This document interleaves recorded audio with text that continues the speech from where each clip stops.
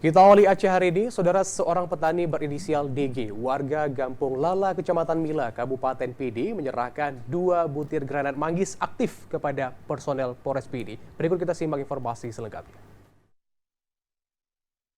Penyerahan granat aktif ini dilakukan warga di pinggiran hutan Gampung Lala pada Kamis 13 April 2023 kemarin. Berdasarkan informasi petani berinisial DG menjumpai personel Polres Pidi untuk memberitahukan bahwa dirinya menyimpan 2 butir granat jenis manggis yang merupakan sisa konflik Aceh. Berdasarkan informasi ini, Kasat Reskrim memerintahkan kepada anggotanya untuk melakukan pengecekan informasi dari warga tersebut. Setelah dilakukan pengecekan, benar adanya 2 butir granat yang disimpan dan diserahkan ke Polres Pidi untuk diamankan.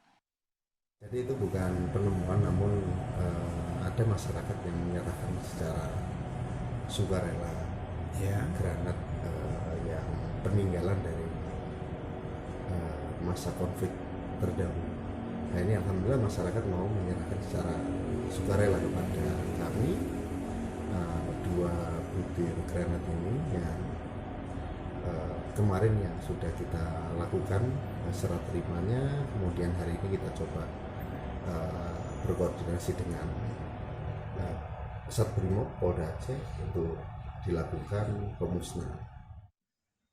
Kapolres Pidi AKBP Imam Asfali Esika menyebutkan 2 granat aktif ini merupakan sisa konflik yang sudah lama disimpan dan tidak berani diserahkan karena takut.